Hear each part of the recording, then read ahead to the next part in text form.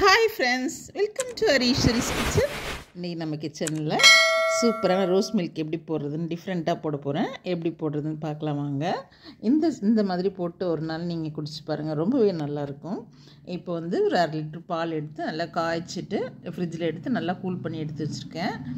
கூடவே நம்ம சப்ஜா சீடு கொஞ்ச நேரம் ஊறினா போதும், ஒரு 10 நிமிஷம் ஊறினா போதும். இந்த மாதிரி ஒரு 2 ஸ்பூன் எடுத்து ஊற வச்சு எடுத்து வச்சுருக்கேன் பாருங்கள்.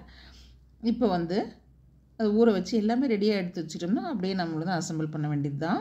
பாருங்கள், அந்த பாலில் சப்ஜா சீடும் சுகரும் ஆட் பண்ணிட்டேன்.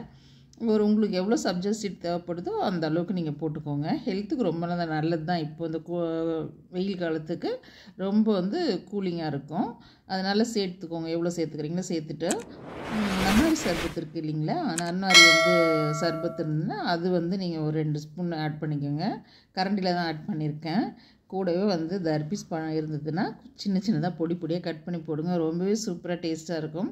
இந்த கொட்டெல்லாம் உங்களுக்கு இருக்கிறது பிடிக்கல அப்படின்னு சொன்னால் இந்த சீட்ஸ் எல்லாம் எடுத்து போட்டுருங்க.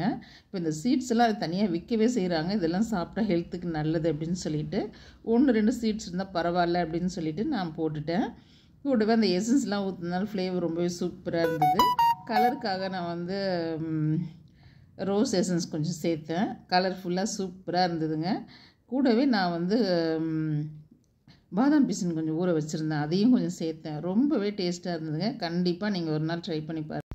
நம்ம கடையிலலாம் போய் வாங்கணும் அப்படின்னா 40 ரூபா 50 ரூபா கொடுத்து வாங்கணும். நம்ம 1/2 லிட்டர் பால் வச்சு செய்யும்போது நம்ம தாராளமாக நம்ம 4 பேர் நம்ம ஃபேமிலியில் இருக்கவங்க எல்லாருமே நல்லா என்ஜாய் பண்ணி நல்லா வீட்லேயே சாப்பிட்றதுக்கு ரொம்பவே டேஸ்ட்டாக இருக்கும்.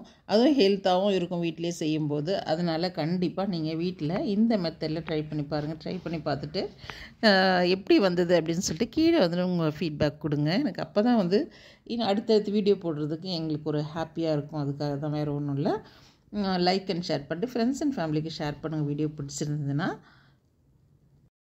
பிடிச்சிருந்ததுன்னா ஒரே ஒரு லைக்கு ஃப்ரெண்ட்ஸ் அண்ட் ஃபேமிலிக்கு ஷேர் பண்ணுங்கள். நிறைய வீடியோஸ் உங்களுக்காக அப்லோட் பண்ண போகிறேன். நிறைய வீடியோஸ் அப்லோட் பண்ணியிருக்கேன், பாருங்கள். உங்களுக்கு பிடிச்சிருந்ததுன்னா உங்களுடைய ஃபீட்பேக் கீழே கமெண்ட் பாக்ஸில் சொல்லுங்கள். அடுத்தடுத்த வீடியோஸில் கண்டிப்பாக மீட் பண்ணலாம். இந்த வீடியோ உங்கள் எல்லாருமே பிடிச்சிருக்குன்னு நினைக்கிறேன். ரொம்ப டேஸ்டியாக இருந்து கண்டிப்பாக ட்ரை பண்ணி பாருங்கள். வீட்டில் நம்ம குட்டீஸ்க்கெலாம் செஞ்சு கொடுங்க. ஏன்னா லீவில் இருப்பாங்க, செஞ்சு கொடுத்திங்கன்னா நல்லா ஜாலியாக சாப்பிடுவாங்க. தேங்க்ஸ் ஃபார் வாட்சிங்.